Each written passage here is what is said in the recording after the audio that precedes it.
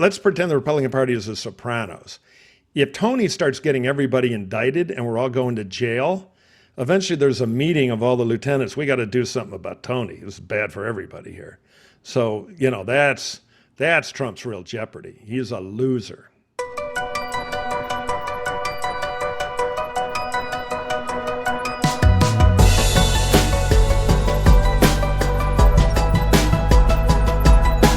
Lots to digest and pick apart on the election results from the midterms. We wanted our old pal Mike Murphy to come back to the podcast to help us think this through, both think through what happened, what we've learned from the midterms, and what this means for both parties heading into 2024.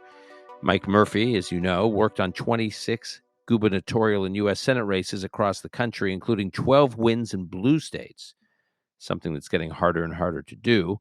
He was a top strategist for John McCain, Mitt Romney, Jeb Bush, and Arnold Schwarzenegger. Today, he lives in Los Angeles, where, shall we say, he's a close observer and maybe an informal advisor to a leading candidate for mayor of L.A. Mike's also a political analyst for NBC and MSNBC. He's a co-host of one of my favorite political podcasts, Hacks on Tap, which, if you're not a subscriber already, I highly recommend that you become one. Mike's also co-director of the University of Southern California's Center for the Political Future. This is Call Me Back.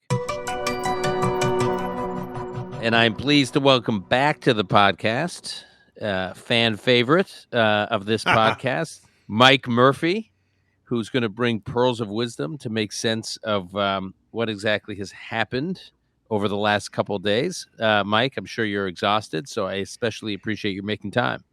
Well, I just came from an election night party at the Yamava Tribal Casino, the jewel of California, where liquor would serve because we won our initiative against FanDuel and DraftKings with, we're still counting votes, but over 80% voting no in the most expensive campaign in the country. So, and what were they voting no on? Online sports betting. FanDuel came in with $100 million, and DraftKings and MGM Bets, and the Tribes, my client, we beat them like a slow mule. And we had what might be the biggest no vote in a contested initiative ever in California. So much drinking. So I barely made it here. And being a Republican, I'm drinking too. It was a bad damn night. All right. So let's talk about it. I'm not so sure it was so bad. Well, you're right. I mean, it's like Dunkirk. We won the House. But we should. I mean, we don't need more victories like this, as Winston would say. But we should have won big. I was wrong. I predicted there would be a wave. I wasn't sure how big it would be, but I knew we'd win the House, and I thought at least by 9 to 12 seats, probably a few more. And I thought we are more likely not to win the Senate. Now, to be fair to the voters of Nevada and Georgia, we don't know who's won the Senate yet.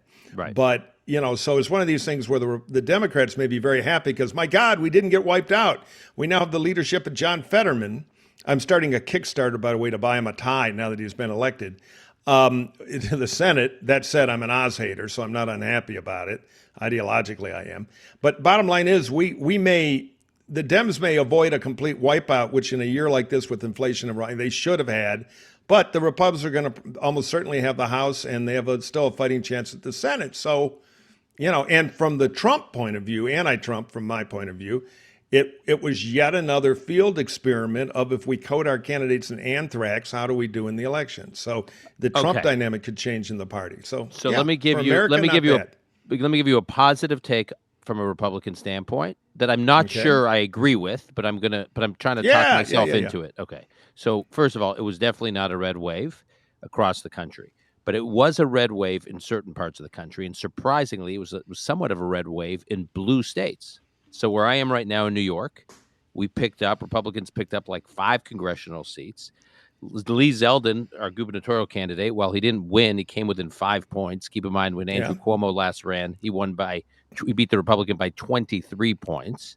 Right. I mean, it's really extraordinary what happened down ballot here in New York. So in Florida, obviously, is basically now a red state. DeSantis wins by 20 points. In 2018, he won by like half a point. Right. So Marco walked to re-election. Right. So in pockets of the country, there was a wave, and most surprisingly, some of it was in blue parts of the country. Well, yeah. This whole thing is kind of an expectations curve graving. On one hand, historically, the Dems should have had a bad time. Biden's numbers on the economy, inflation was big. as we spoke about before, all those things should have been a very fertile Republican world. On the other hand, the victory, we're call it a spotted victory, or something I used on Twitter that ticked off a bunch of liberals, but I think it's accurate. The Democrats had a good, bad night, because ultimately if we lose the House, that's not a good night. But compared to the opportunity we had, it wasn't that good. Now you have the outliers, Florida. New York got close, but a close loss is still a loss, but still. But it had getting close had down ballot implications. Right. There's energy out there. In many places, the voters kind of hated everybody. Right. And in a few places, they loved the R's. In a few places, they loved the D's. In Michigan, where we ran another Trump chucklehead, not only did Whitmer win re-election, is now catapulted into the on-deck circle for the Democratic presidential nomination, I believe, with others. The Dems picked up the state Senate for the first time since '83. So, you can find different things. My 50,000-foot analysis, or 10,000 foot, is the Republicans did far less than they expected and far less than they deserved, and the culprits are pretty clear. I'll give you one case study that's like my favorite race, and it was the one I was watching the most because it reported fairly early. New Hampshire, 1st Congressional District. New Hampshire is a 2 congressional district state. The southern and eastern part is the 1st district. It is a classic 51-49 swing district. Democrat incumbent there, Chris Pappas. You political junkies who've ever been to the Puritan Back Room, the political hangout restaurant in Manchester, that's the family business. He was the maitre d' there. He's a well-connected local guy, moderate, run-of-the-mill Democrat. This kind of year, he should have lost. But the Republicans nominated kind of a B-minus Trumpy regular Republican. The establishment got behind him, thought, okay, in a year like this, we can probably make this happen. And remember, New Hampshire is a rare Republican kind of pro-choice state, too. He lost the primary to Carolyn Leavitt, who had worked as a junior aide in the Trump press office and was kind of beyond Trump, kind of tickling the outskirts of Marjorie Taylor Greeneville there. Hadn't quite stepped over the line, but 2 good skips, she'd be in there. And so great test. Will the wave be enough to drag in a cinder block like that in a very winnable district for the R's? And the answer was no. Pappas won, and he won pretty comfortably, which showed that bad candidates are still an anchor that can ruin a big opportunity. And if you go down the list, you can write an exception for J.D. Vance, but that's Ohio. But in the competitive places, the Oz's, not so good. A bunch of congressional races, not so good. A lot of it linked to Trump. So will the parties take a second look at Trump, understanding 2018, 2020, now 2022? When a general election is about Donald Trump, the Democrats win even when they ought to be in trouble. And I think that'll shake a lot of thinking in the GOP going forward. The New Hampshire race, there's that Majerski in Ohio, same thing. The Bulldog in New Hampshire again. Maggie. Bulldog in New Hampshire. The John Gibbs in Michigan, who had beat Peter Meyer in the primary, who had voted for Trump's impeachment, and then Gibbs beat him, and then Gibbs loses the seat. It should have been a winnable seat for Republicans. Right, big honor roll of Trump's anthrax in a general election, and how many times we have to conduct this experiment. The flip side is, so we talked about DeSantis. There's obviously Brian Kemp in Georgia, ran away with it. But ran away from Donald, too. Didn't attack him, but was an antagonist in the primary. Mike DeWine in Ohio. So there was also a wave of competent Republican governors, not hostile to Trump, not like they don't wear anti-Trump, signs and armor. But they just avoid him. They kind of do the lip service and keep going. They get him out of the way. So that's interesting, right? Was in a sense, was this election kind of like a surgical strike against Trump-affiliated or Trump, candidates plastered with Trump all over them? Yeah, I think that's true. And when you run a general election in a competitive place like it's just another part of the primary, which is what the Trump candidates do, they lose. And it's amazing that, that's enough baggage in a year where the barrier to entry to win ought to be a lot lower. I think the other thing out there we should pay some attention to, and we're going to need time to get all the data from the college towns and everything. The exit polls are one indicator, but they don't know everything. The young voters did participate above normal. They acted more like a presidential year. How big that surge is, we got to find out, but it was definitely there. The abortion issue had do you think some Dobbs was a big reason? Totally. I don't think it's the only reason. I think the Republican brand has become culturally, creepy elders from Footloose, all that stuff, I think energized younger voters and is a drag on the party. And by the way, I guarantee you, and I think you won't disagree with this, that last night the encrypted texts were flying between members saying, what the hell do we do about Kevin McCarthy? Because we should have won, in their point of view, we should have won 25 seats last night. And instead, we're going to be in the single digits somewhere. So I'm not sure his pathway to speaker is at all clear now. And I think Trump's going after him, too. Trump's got to blame somebody. He'll blame McConnell. Now he'll blame McCarthy. Well, press reports are it's never his fault. Reports are he's blaming Melania for his endorsement of Oz.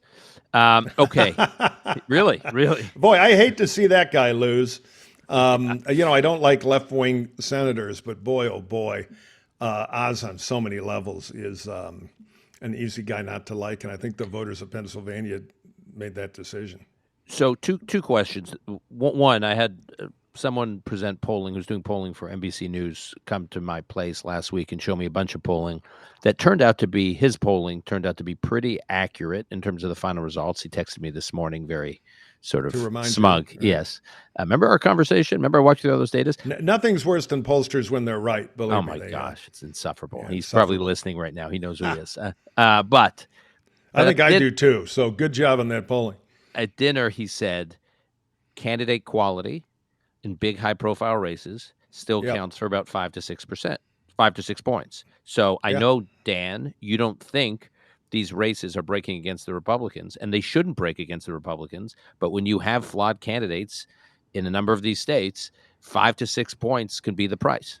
Oh, yeah. Look, if voters don't have anywhere to go, then they can get trapped casting a vote for something they don't like, but they don't feel they have an alternative. And I think you saw that. The tell, again, if you had asked me to bet, and many people did in a few days for the election, I would have bet on Oz to narrowly win Pennsylvania, basically on the wave. And I tweeted about this about a week out. There was a Fox Insider Advantage poll, and the Fox polling's pretty good. And it had Fetterman a little ahead, but it had Oz sitting at 42. And what I tweeted was, God, they hate this guy.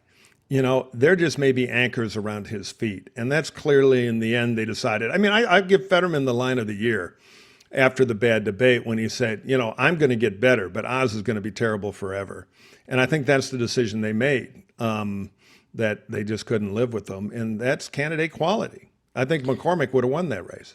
Yeah, so do I. I was for him. He's a great guy. Hope he stays in public life and runs again. And he doesn't have to wear the bright red hat now. He can be himself. That's the other lesson. I hope he's listening. The reemergence of Trump in the final days of the election. So he had been very present late summer. There was the Mar-a-Lago raid, which put Trump right back in the frame.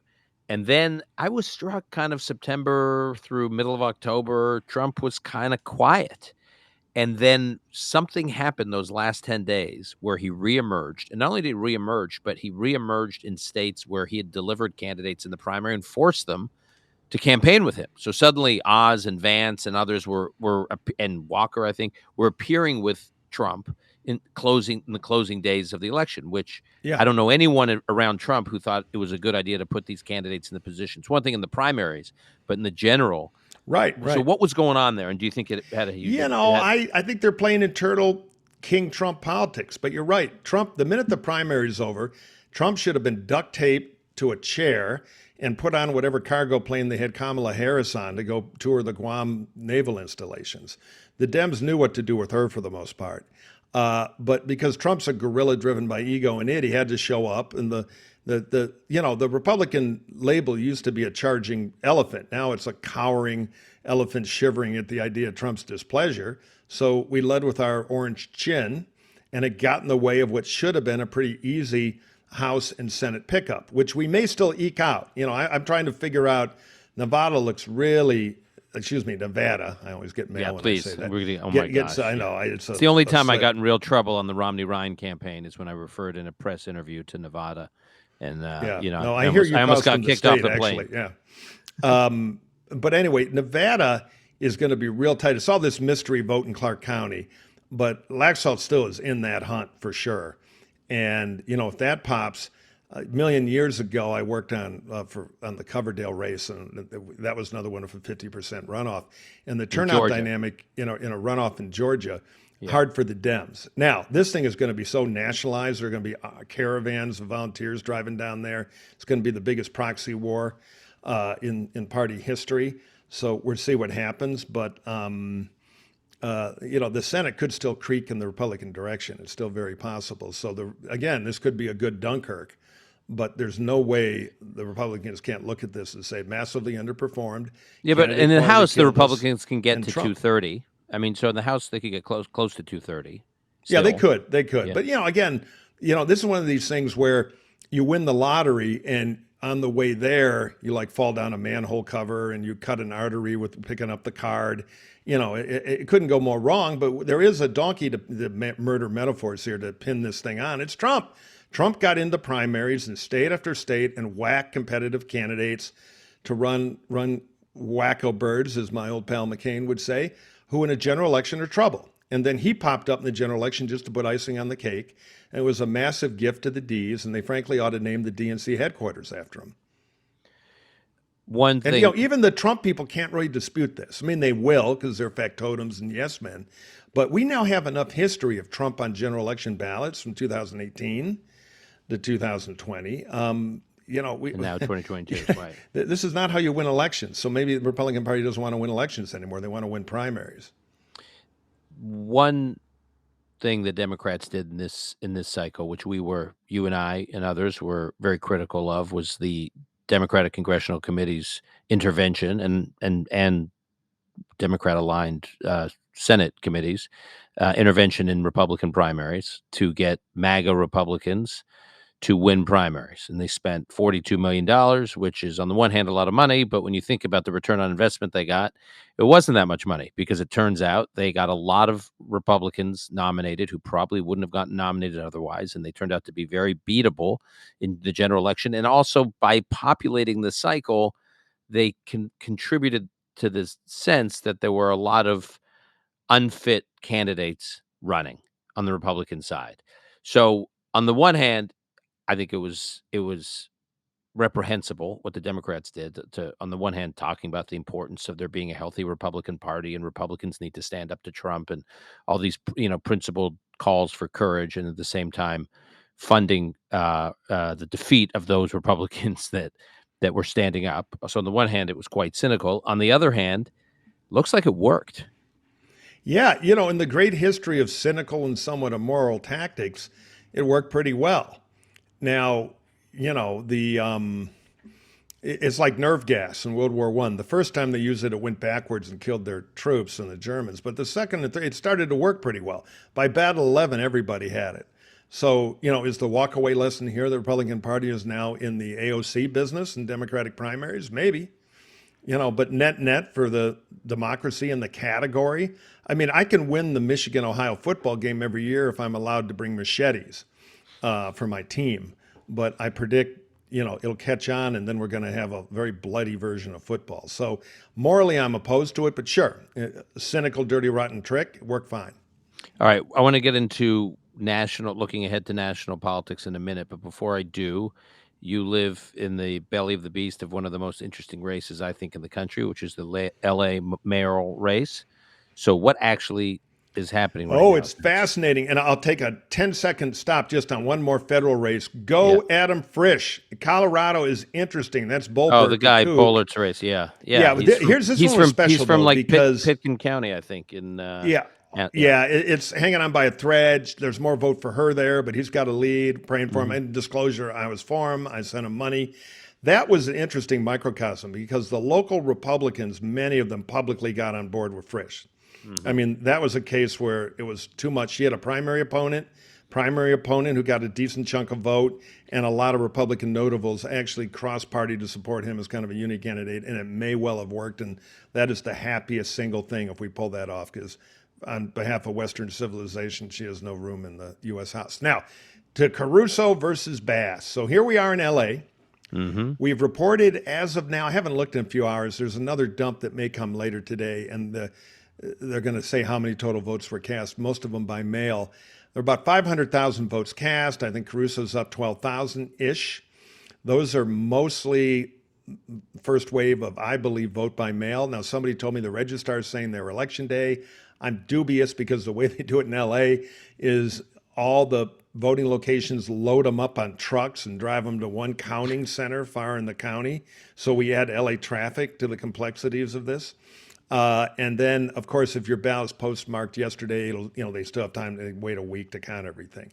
There will be a big dump on Friday, which will really be when we get a handle. Now, the 500,000 that are in now are anywhere between 40 and 50% of the ballot. In 2018, the city cast in the last governor's race, because normally these mayor races are not on November election dates. That's something new, which has been good for Caruso because it's bringing in more general election voters, not the normal kind of inside LA Democratic base club that would vote in a weird election day made up of public employee unions, et cetera. So this thing could have over 1 million votes, even up to 1.2, depending on turnout. We got 500,000 in now. Caruso's ahead. The question is how the next waves look. Now, Caruso had all the momentum, and disclosure. He's a friend of mine. I know you were for Caruso. Blah, blah, blah. Yeah, I'm for Caruso. But to try to be skeptical and honest about it, she has the Democratic advantage in this city. In the Democratic primary in the city of LA, Bernie beat Biden. So just to remind our listeners, so Caruso was by public registration and I think donations a lifelong Republican. He changed his registration to Democrat. And says he's a Democrat and ran as a Democrat, but as a tough-minded kind of technocratic, kind of fix the city Democrat. Yeah, it's kind of a complicated journey. He was a Republican for a long time, business guy, et cetera, et cetera. Then he kind of had it with the Republicans during the rise of Trump and changed to independent a few years back. And he voted for Jerry Brown. He supported both sides. He's a pragmatic, middle-of-the-road guy, not super ideological. Then he supported Kasich as an anti-Trump alternative and switched back to Republican because he didn't feel he could be a finance co-chair as an independent. Then he switched to Democrat after that as he prepared a race. And, he's been I left the Republican Party, it changed, and his first job in politics is working for a Democratic mayor, Tom Bradley. So it's more complicated. Now, what the Bass people and their IE will say is he is a wild-eyed Kevin McCarthy, Mitch McConnell-loving pro-life nut Republican, which is not really true, but hey, it's politics. Mm-hmm. So anyway, he is running as a Democrat. She is a Democrat. She has the Democratic establishment here. Labor is split. He's got building trades. He's got the cop union and the firefighters. He's got the Latino Democratic clubs. He's doing very well in the Latino part of the city. So, and it's to be clear, more LA complex. may not be as much of a hellhole as San Francisco is these days with crime and drugs, but it's not far behind. I mean, there's a real sense that we have a huge homeless crisis here, right, and tent cities everywhere. Kids walking past infested tent cities, a crime surge. Caruso's a former police commissioner when in the Bill Bratton era, he helped bring him in. So, he's running as, I'm going to clean up homelessness and I'm a builder. I can build the housing. You want more of the same from City Hall, you can have it. It's corrupt. They can't get anything done. I'm a big broom. And that's resonating. That's lifting him up. So in the last 5 weeks of the election, Caruso's been picking up a point or two a day from behind. She's been flat, but strong. She's the normal here in an election. So in the last polling, it was within margin of error, Caruso +1, tied, but he had a palpable sense of momentum. So the question is, will messaging and the need for change lift him in, or will everybody go to the tribal corner and have they done enough damage to him on you're a secret Republican pro-life nut, which he's made it clear he's pro-choice. But, if you've ever shaken hands with a Republican, of course, you're a pro-life nut from their point of view. And we'll see. He's a Bass donor, by the way. He teases her about, well, if I was that bad on the abortion, why didn't you ever send back a contribution and discuss? You cash the check in a New York minute. And she's got her own scandal where she got an $80,000 graduate degree from USC by basically smiling and waving through a window, being a powerful member of Congress. And there's funny footage of her at a Church of Scientology kind of wackosphere event, thanking them and without any clue to their controversial behavior. So if you put a gun to my head, and maybe I'm talking my book here, but I think my pal Caruso was going to pull this off. But it's really tight, and it could take 10 days to count. And any other races to watch in California that there are a couple of congressional races. Again, the Dems aren't doing as well as they thought, though. I haven't looked in a few hours. I think Scotty Baum may not make it in Orange County against Katie Porter. Yeah, not a lot here. Yeah, the Okay. statewide stuff, Lan Hee Chen, God bless him, never had a chance running for controller. Really too bad. Good guy. All right, a two dem state. items in the exit polls. We talked briefly about abortion and Dobbs. I was struck, like in Pennsylvania, something like 30% of voters cited abortion as their number one issue, Yeah, in all ahead the of exit inflation. polls, it ran higher than it did in the pre-polls. And the best explanation for that, with a big caveat on exits are tricky. Exits are a combination of precinct interviews and a phone poll to absentee ballot voters, which is awful hard to do during the madness of the final days of an election. But if the abortion number is up, that meant Democrat participation is up, which is a tell that young voters showed up. That the electorate was more young voters than the pollsters might have weighted it beforehand. And we'll know once we can look at precincts and learn more, but that seems to be the early tell. And that's very good news for the Dems. And what about the seemingly consistent responses to questions about whether or not Joe Biden should run for re-election?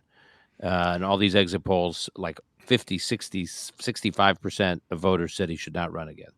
Yeah, no, it's a thing out there, no doubt at all. But if he had lost both houses, which could still happen, but if it had been a bigger Republican night and there'd been a shocker, somebody, a Bolduc won or Patty Murray went down or something like that, then I think they would have been out for his blood. Now he's got a little of a comeback story. We got him on the run.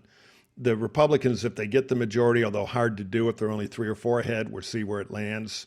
Hard to do their crazy impeachment stuff now, which would have been in Biden's interest if they overreached. So, it's murkier for Biden now, but fundamentally people think he's too old, and they're going to either have to fix that or they're going to pay the consequences going forward.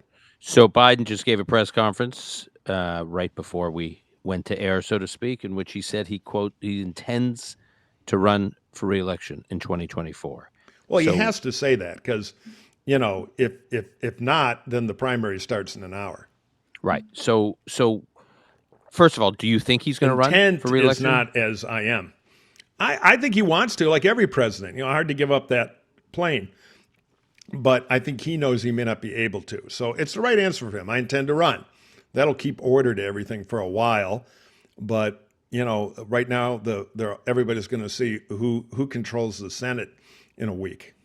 Or, frankly, in 3 weeks because of the Georgia runoff, which looks like the future.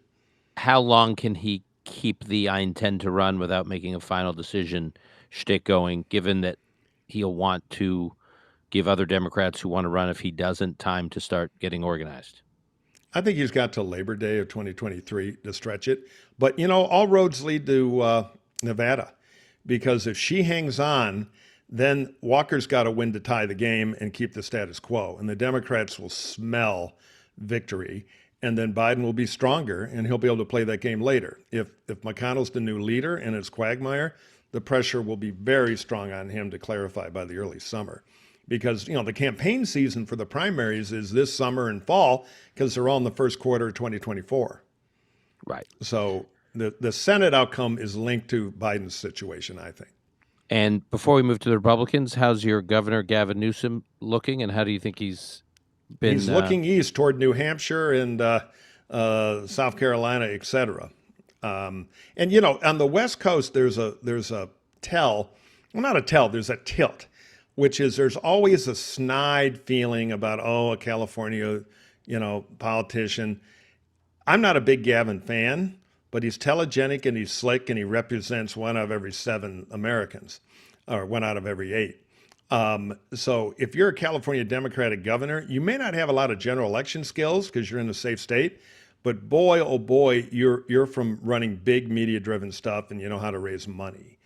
So, and if people think Biden's too old, he's fresh and young and everything happens first in California, very green, been a mayor, been a governor. On paper, he's a player. I think Gretchen Whitman is the other big generational player. And Michigan, then in the modern Democratic Party, who just really exceeded expectations. Who just beat Tudor Dixon, and can run as a hero. I mean, the press corps, based on identity, the new organizing principle of American life, always is going to. I mean, Amy Klobuchar got so many passes. Nobody ever voted for her, but she was historically important. It was kind of an echo of Hillary. Well, Gretchen could get a little of that tailwind next time. Kamala Klobuchar got Kamala 5 Harris votes got out of the Democratic primaries in 2020 before Iowa.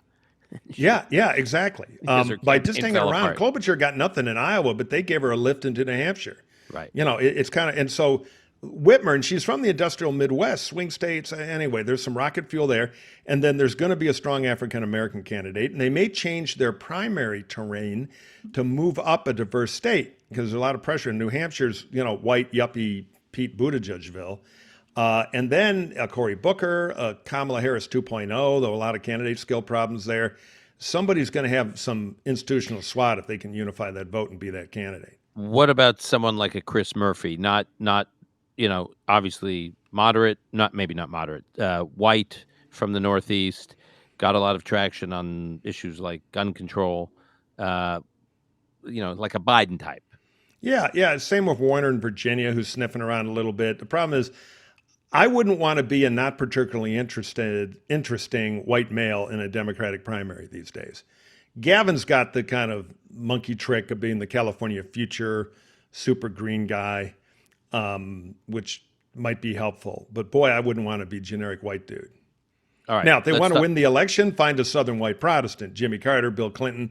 That's what the computer tells you to run as a Democrat, because you can go cut into some of those states and you can do well in the industrial Midwest. But their primary electorate, there's symmetry in politics. It's not that different than a Republican primary. They think, when in doubt, have a bigger primary.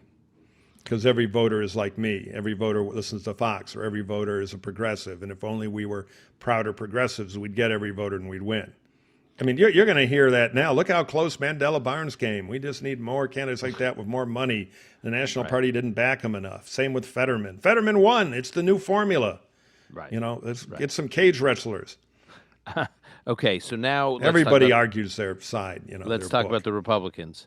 First of all, what do you think Trump does next?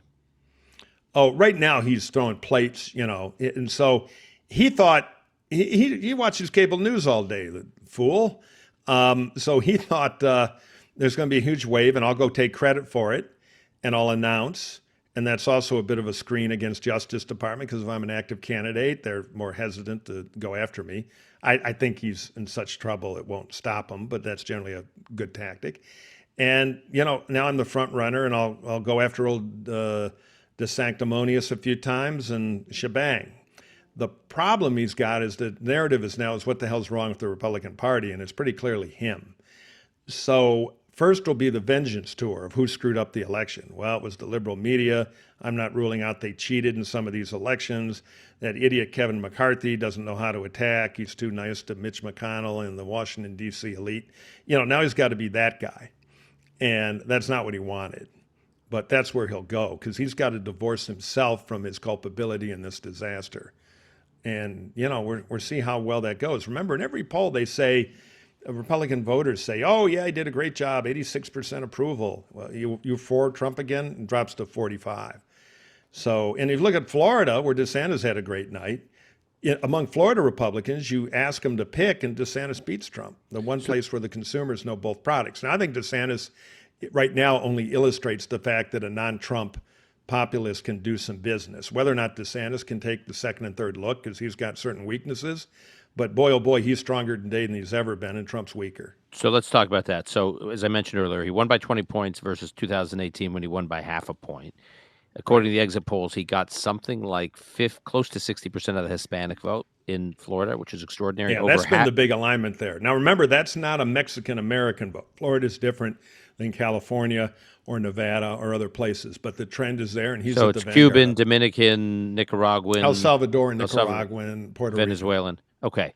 All right. Still impressive. Over half of the over half of women voters, close to 60% of suburban voters, over half of independent voters. Obviously, he won Miami-Dade, which is a big deal. Now, you've done a number of races in Florida. You ran Jeb's campaigns in Florida. What was key to the DeSantis juggernaut? Well, I think he used incumbency well. The state is turning more red. And what the Democrats never learn is that the South Florida vote is not an identity vote. It's an economic issues and kind of small business conservative, culturally conservative vote. And remember, DeSantis has Hispanic roots, so he has a connection there. and culturally he kind of knows what to do. And there is a protest vote against Democratic liberalism in South Florida. And I think he fanned the fires adroitly, and he outspent his opponent 48-1. You know, they had a massive spend. And he was viewed as competent during COVID, competent during the recent hurricane. So he was like he was a good governor. There's just no real dents on him other than you wouldn't want to be trapped in an elevator with him for an hour. You know, he's just kind of a uninteresting human, I think. Now, the Pauls will tell you, who know him, and they'll look around to make sure nobody can hear him talk, that he doesn't believe anything. You know, he'd be Bernie if that was the route forward. And then they tell me, you Trump hater, you know, you shouldn't talk him up. He doesn't believe anything. I go, well, I'll take a dire cynic over a crazy person any day, because I think in the last minute the cynic will make the smart move for their own survival and career. Well, a crazy guy you can't game out. But he's going to be the thing now for a while, and you're going to see Trump validate that by attacking him. This DeSantis thing is only chapter 1. Now let's talk about some of the other Republicans. And I don't want to talk about too many of them because I fear that we're going to get a reprise of 2016 primaries where you have Trump versus a million non-Trumps, and he gets to carve up the field. Yeah, the plurality theory. It's a real danger. On the other hand, I think the preseason will reward people playing with it. The actual running, I think there'll be a real mentality of winnowing down fast. And so there's going to really more so than 2015 on the donor side. Yeah, on the donor side. We'll see, but I think people get what happened last time. And the question is a little bit: does the party now, which is still at the RNC level, there's a fair amount of Trump control there, but there's some regulars too. Do they start looking at fooling with the nomination calendar a little bit? What does that look like? What is the implication? Making it more competitive. Yeah, New Hampshire's going to have to protect itself, because if Iowa goes away on the Democratic side, there's going to be a big war over a more diverse state early. Will it be a caucus? Will it be what? And then, the Trump people will try to figure out what is our best path. Is South Carolina still good? Do we want that after New Hampshire? New Hampshire's where Trump could be vulnerable. They may try to change the platform a little. And then you've got the risk of a favorite son. What if Chris Sununu runs in New Hampshire? He's sniffed around this thing a little bit. Then he devalues New Hampshire. That's the best place to slow Trump down. So you think about what's the second state if you wound Trump in New Hampshire where you can deny him a comeback. It's probably not South Carolina. And anyway, so there's going to be some machlinations now, because they're going to be quiet anti-Trump conspirators. Because Trump, the pragmatists will say we're going to nominate the one guy the Democrats can beat. And the 19 other candidates all have one united interest, which is for Trump to, go away or lose or be indicted or whatever. Yeah. But, Cruz is out running. Obviously, Hawley is sneaking around. Cotton took himself out of it. Marco hasn't given up the dream, but I don't know how he gets past DeSantis. But the ones that are interesting to me are, in addition to DeSantis, are people like Glenn Youngkin, Tim Scott, maybe Mike Pompeo. What are your reactions to these? I don't think Pompeo has a base, so I think that's make-believe. I think Tim Scott is real and interesting. I don't know if he has the killer instinct, but and Youngkin, there's a whiff of cynicism to the Youngkin thing, I think, but he's interesting. I think either Kinzinger or Cheney will run just to raise hell. I don't see a lot of delegates, but they could be catalytic. Larry Hogan's out there, same thing. Yeah, but isn't the risk with one of them is that they wind up taking, say, 3 to 5% of the vote in a certain state, and that vote could go to a DeSantis or a Youngkin or a Scott, and it's sort of wasted on Kinzinger. Well, the key is, I agree with that, but the invisible primary of law is now a big open public show. You can run, raise hell, do things, and not be on the ballot, not get any votes, and still do 90% of what you're there to do. You show up at every debate trashing Trump. You're just a huge pain in the ass, and then you go away. Because in the old days, you'd sneak around quietly and try to line it up, and then you pop out in a primary, and that would be the test. Now you could be the national noisemaker for a year on cable TV and go away before the primary. Hell, I might run in New Hampshire, eliminate the middleman. And you got a house. You got a house. You should go do it. I could vote there. Yeah, I'd like to. All right. So, but point is, it's different now. You can have a preseason life, and you don't have to be a spoiler getting 5% of the vote that you really want to go to the leading anti-Trump. And so, to what end? Just to raise your profile? And to wound Trump. I mean, if you were signing up Stop Trump people, you're going to have two kinds of recruits. One is going to be people who think that we ought to be a rule of law party and we ought to be classic conservatives, not populist louts. That world exists now. It's probably growing. But the other world is regular Republican politicians who don't like losing. Political parties don't exist to lose. And so there are going to be plenty of people who aren't ideological Trump haters, but it's like, let's pretend the Republican Party is the Sopranos. If Tony starts getting everybody indicted and we're all going to jail, eventually there's a meeting of all the lieutenants. We got to do something about Tony. This is bad for everybody here. So, that's Trump's real jeopardy. He's a loser. Okay, I want to just before we let you go. So we talked a little bit about the Latino vote in Florida nationally, and you talked about young voters turning out, which is a good news story for Democrats. So any other big demographic trends we're learning from we're this? going to watch Clark County because if Laxalt wins, So in Nevada, Nevada. My guess is the massive, important unionized culinary union Democratic vote in Clark County will have underperformed for her, which is kind of double interesting because she has Latino heritage. And that'll be for Cortez Masto, the incumbent Democratic senator. She will. Yeah, the trend we see in Dade and parts of Orlando. We saw it in South Texas, though I haven't looked at those races now. It may not be as tight this year. But there's been a trend there.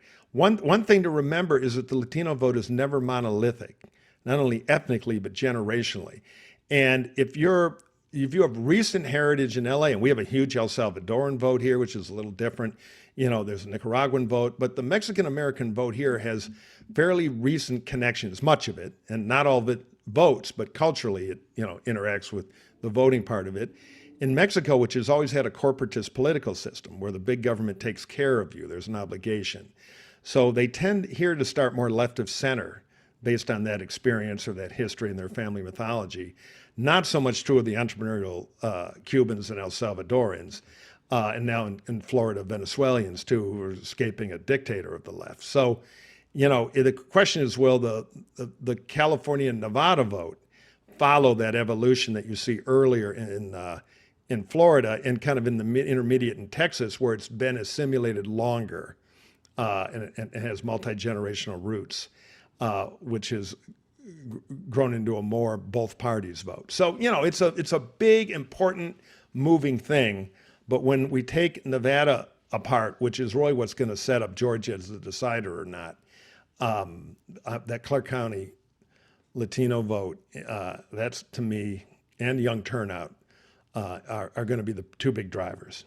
Last question. If you're advising, I know you're not, if you're advising the House Republican leadership now, the new majority, how would you advise them to use these next 2 years if their goal is to prevent the Biden administration from doing anything crazy, which should be pretty easy to do, and set up the Republican Party for a competitive 2024? What should the House Republican? By the way, I know this will be very hard because McCarthy is going to have a smaller margin than we expected, which means some of the more colorful characters are going to have outsized influence in that majority.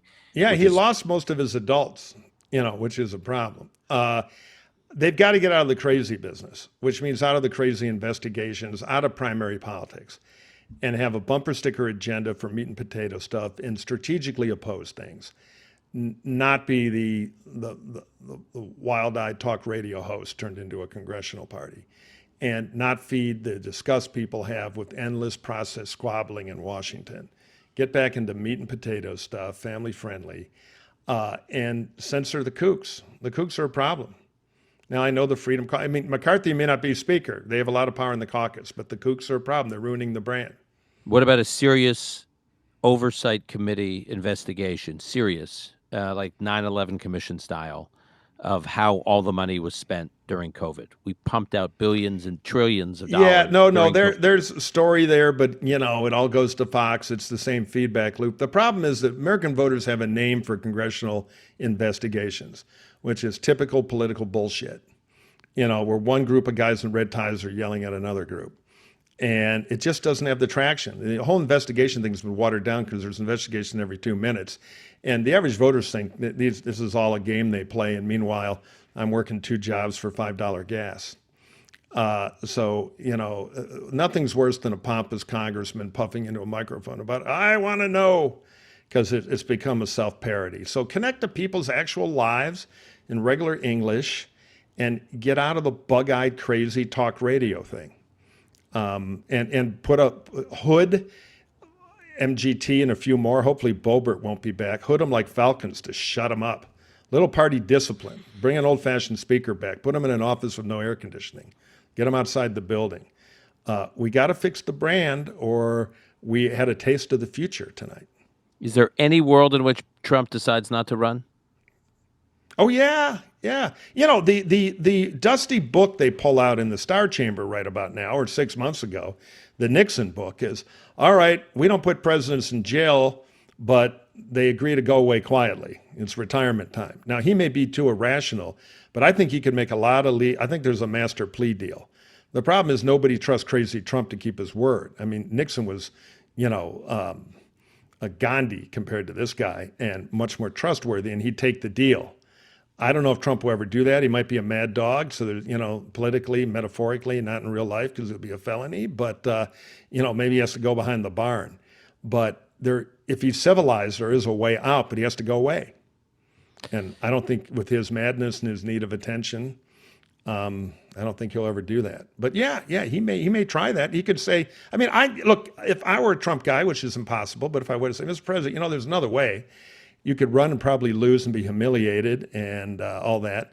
Or you can announce you're not running and just make your all-power, and he'd believe this, it wouldn't really be true, but your all-powerful endorsement. You're still in the center of attention. You still have the most power in the party. You don't have to put anything on the line. And maybe back channel, we can make a little deal to make the legal trouble go away. You're still Mr. Big Number One. Ooh, wow. All right. We'll leave it there. Maybe I should have left it on your comparing Nixon to Gandhi. But I'd take Nixon in a minute right now. He'd handle this Chinese problem, too, which is nothing to sneeze at right now. Right. Let's ban TikTok. That's my other big idea. Oh, yeah? Yeah. Oh, look, it's a total mind twist. You ever seen the Chinese TikTok? It's algebra lessons. And you think the U.S. government could get away with just saying we're shutting it down? By the way, I've heard a lot of right of center policymakers make this argument. Yeah, you look. We have a lot of reasons why it's hard to cut free speech, but TikTok is a cyber weapon. All right, Mike, we'll leave it there. Thanks. I'm for moving to the Singapore. Time. They understand order. Look, just keep us posted on L.A. You can't leave L.A. We need you. I'm excited about Mayor Caruso, but we'll see. Take a look. Check the L.A. County Register of Voters. You have to go about 800 offices down to find L.A. Mayor because it's only part of the county. But check it Friday afternoon. That's when you're going to have a much better grip on what's going to happen here. All right, from your lips to God's ears. Thanks, Mike. All right, you know what I always love to do? Call Dan Senor back. Thanks for doing this. Appreciate it. All right, dump Trump.